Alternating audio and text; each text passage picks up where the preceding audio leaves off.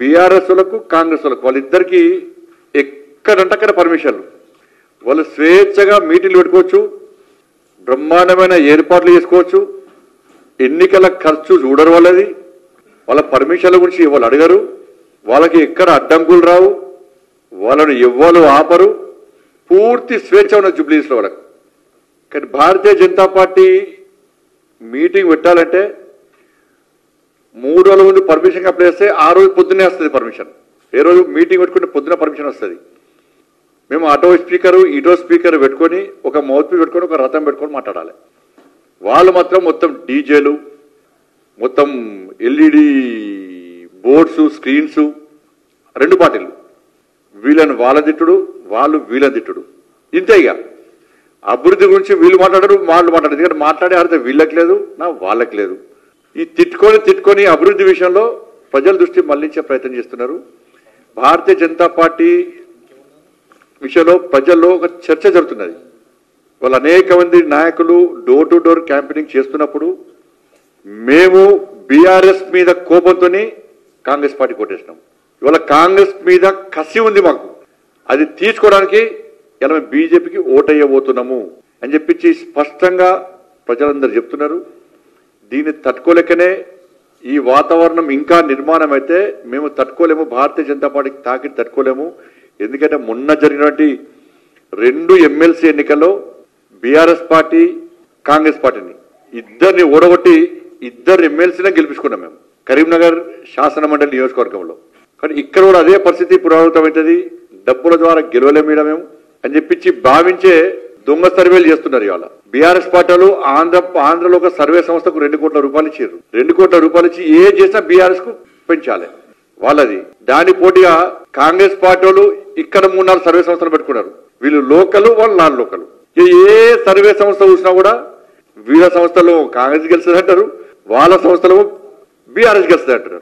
కానీ ప్రజల ఆలోచనట్లున్నది ఈ 2 పార్టీలకు గుణపాఠం అని చెప్పి భారతీయ జనతా పార్టీకి అవకాశం అని చెప్పి ప్రజలు భావిస్తున్నారు. ఇది వాస్తవం. ఇది దీన్ని గుర్తించిన తర్వాతనే ఇవాళ కాంగ్రెస్ పార్టీ ఒక అడుగు ముందుకేసి తురుగోల మెప్పు పొందడానికి ఇవాళ ముందుకు వస్తా ఉన్నది. కాబట్టి ఈ ఎన్నికల్లో ఎట్టి బస్లో భారతీయ జనతా పార్టీ గెలవబోతున్నది. ఇది బీజేపీకి ఎన్ఎంసీ అంటే ఏంటిది? ఐఎంసీ, బీజేపీ వర్సెస్ ఐఎంసీ మధ్య పోటీ. తెలంగాణలో మొదటిదాకా ఐఎన్సీ ఉండే, ఇండియన్ నేషనల్ కాంగ్రెస్ ఉండే. ఇప్పుడు తెలంగాణలో కాంగ్రెస్ పార్టీ పేరు మార్చుకున్నది, ఇండియన్ ముస్లిం కాంగ్రెస్. భారతీయ జనతా పార్టీ వర్సెస్ ఇండియన్ ముస్లిం కాంగ్రెస్ మధ్యలో తెలంగాణ రాష్ట్రంలో పోటీ జరుగుతున్నది జూబ్లీహిల్స్ లో. ఇలా కేవలం వాళ్ళు ఒక వర్గం ఓట్ల కోసం మాత్రమే తాపత్రయపడుతున్నారు. జూబ్లీహిల్స్ ఎన్నికల్లో మెజార్టీ ప్రజలైనటువంటి 80% ఉన్న హిందువులు ఓటు బ్యాంక్ గా మారబోతున్నారు. మేము భారతీయ జనతా పార్టీ వైపు మేమున్నాము అని చెప్పి వాళ్ళకు భరోసా ఇస్తున్నారు. ఎన్నికల వాతావరణం మొత్తం మారిపోతున్నది, భారతీయ జనతా పార్టీకి అనుకూలంగా తయారవుతున్నది. ఈరోజు మాకు వచ్చిన సమాచారం అనేక ప్రాంతాల్లో వాకర్స్ కానీ ఇవాళ పొద్దు నుంచి ఇంటింటికి తిరిగే కార్యక్రమంలో కానీ మొత్తం ఓటర్స్ అందరూ కూడా వాళ్ళ నిర్ణయాన్ని మార్చుకున్నారు. బీఆర్ఎస్ అనేది ఫీల్డ్ నుంచి వెళ్ళిపోయింది. బీఆర్ఎస్ ఇప్పుడు పోటీ చేయాలన్నా వద్దన్న ఆలోచనతో ఉన్నది. ఏం చేయాలో తోచలేని పరిస్థితి బీఆర్ఎస్ ఉన్నది. నా ఘాటక అయిపోయిన పరిస్థితి. తురుకోవాలని అనుకుంటే వాళ్ళు మా కుంపముంచారు, కాంగ్రెస్ దిక్కు వేరు. బయట అభివృద్ధి చెప్పుకుందామంటే 10 సంవత్సరాలు నువ్వేం చేసినావు అని చెప్పి మమ్మల్ని అడుగుతున్నారు. ఇటువంటి పరిస్థితుల్లో బీఆర్ఎస్ ఫీల్డ్ నుంచి పక్క జరిగింది, అవుట్ అయిపోయింది. బీఆర్ఎస్ ఫీల్డ్ లేదు.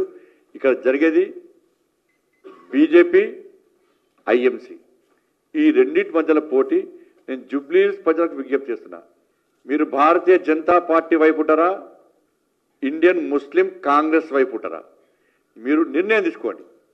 మీకు అభివృద్ధి కావన్నా అరాచకాలు కావన్నా అర్థం చేసుకోండి. కాంగ్రెస్ గెలిస్తే ఎంఐఎం పార్టీ గెలిచినట్టే.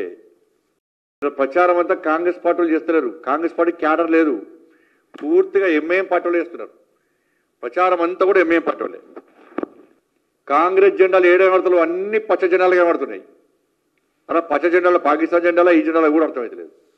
రాష్ట్ర ముఖ్యమంత్రి ఇక దిగజారి ముఖ్యమంత్రి హోదా లెక్క వివరించకుండా కాంగ్రెస్ అంటేనే ముస్లిం అట, ముస్లిం అంటేనే కాంగ్రెస్ అట.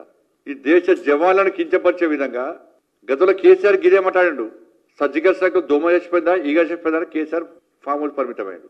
ఇలా సేమ్ ఈ రాష్ట్ర ముఖ్యమంత్రి కూడా ఇలా పాకిస్తాన్ను ప్రోత్సహించే విధంగా ఈ దేశ జవాన్లను హేళన చేసే విధంగా ఈ దేశానికి వ్యతిరేకంగా వ్యాఖ్యలు చేసే స్థాయికి వచ్చిందంటే మీరు అర్థం చేసుకోండి. నేను కాంగ్రెస్ పార్టీ కార్యకర్తలు విజ్ఞప్తి చేస్తున్నా, మీరు ఎట్టి వల్ల గెలవరు, బీజేపీ గెలవబోతున్నది. ఇక్కడ కాంగ్రెస్ పార్టీ గెలిచిందని చెప్పుకోరు, ఎంఏఎం పార్టీ గెలిచిందని మాత్రమే మా నాయకులు చెప్పుకుంటారు, రాసి పెట్టుకోరు. అది అంత అవసరమా మీకు కాంగ్రెస్ పార్టీ క్యాడర్? కానీ బీఆర్ఎస్ పార్టీ ఇప్పుడు వాళ్ళ లొల్లి స్టార్ట్ అయింది. మాగంటి గోపీనాథ్ ఇవాళ కొంతమందికి 2 భార్యలు ఉంటున్నారు, 4 పిల్లలు ఉంటున్నారు. కానీ తల్లి ఒక్కతే ఉంటుంది అన్న, తల్లి ఒక్కతే ఉంటుంది. ఇన్ని సంవత్సరాలు పెంచి పోసేటువంటి తల్లికి ఇలా సొంత కొడుకును హాస్పిటల్లో చూసుకోలేని పరిస్థితి తీసుకొస్తే ఆ తల్లి ఎంత తల్లడిలాలే, ఎంత బాధ అనుభవిస్తుందో ఇవాళ ఇన్ని రోజులు ఈ సమాజాన్ని తెలియలే. సరే, ఆ తెర వెనుక ఎవరున్నారో మనకు సంబంధం లేదు. ఆ తల్లి ఏదో ప్రిపేర్ అయి చెప్పినట్లేదు, ఆమె ఆవేదన బయటకు వస్తున్నది. ఆమె చదువుకున్న నిన్న ఆమె చూస్తుంటే బాధ అనిపిస్తున్నది. ఇవాళ తెలంగాణ మొత్తం కూడా కోడే కూస్తున్నది. అరే పాపం, తల్లికి సొంత కొడుకును చూపెట్టరా? ఇంకా తల్లికి చూపెట్టకుంటే, భార్యకు చూపెట్టకుంటే, కొడుకుకు చూపెట్టకుంటే ఇంకెవరు చూపెడతారు? దీని వెనుక జరిగిన తతంగం ఏంది? తల్లి డైరెక్ట్ కేసీఆర్ కొడుకు పేరు చెప్పింది. నా కొడుకు మరణము ఒక మిస్టరీ అన్నది. ఏంది అది?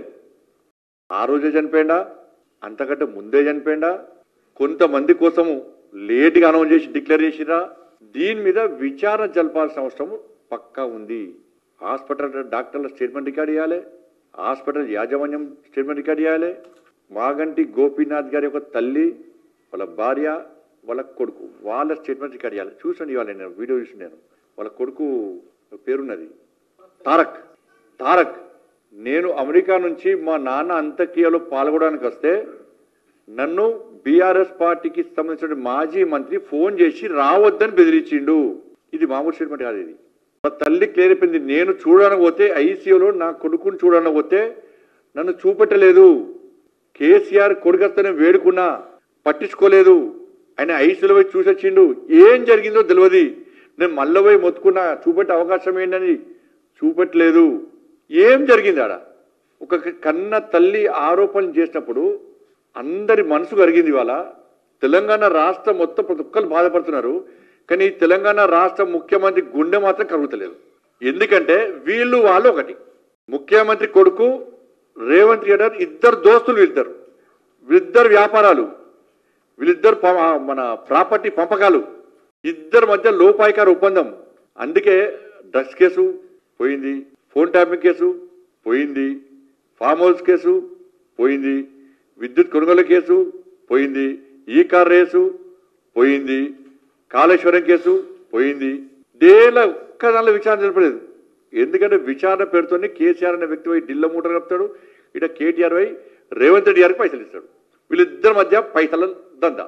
మాగంటి గోపీనాథ్ గారి యొక్క ఈ దిలలో పూర్తిగా ఎక్కడ వివాదమైంది, ఎక్కడ గొడవలు అవుతున్నాయంటే మాగంటి గోపీనాథ్ గారి యొక్క ఆస్తి పాస్తుల విషయంలో కేటీఆర్కు మధ్య, రేవంత్ రెడ్డి మధ్య గొడవలు స్టార్ట్ అయినాయి. ఆస్తి పంపకాల విషయంలో మాత్రమే వీళ్ళిద్దరి మధ్య గొడవలు స్టార్ట్ అయినాయి. ఇద్దరి మధ్య పగలు పట్టింపులు పెరిగిపోతున్నాయి.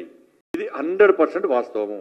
మాగంటి గోపీనాథ్ గారు చనిపోకముందే, చనిపోయిన తర్వాత కానీ ఆయన ఆస్తులను వీళ్ళిద్దరు పంచుకున్నారు. ఇది కాదని చెప్పండి, వీళ్ళిద్దరు పంచుకున్నారు.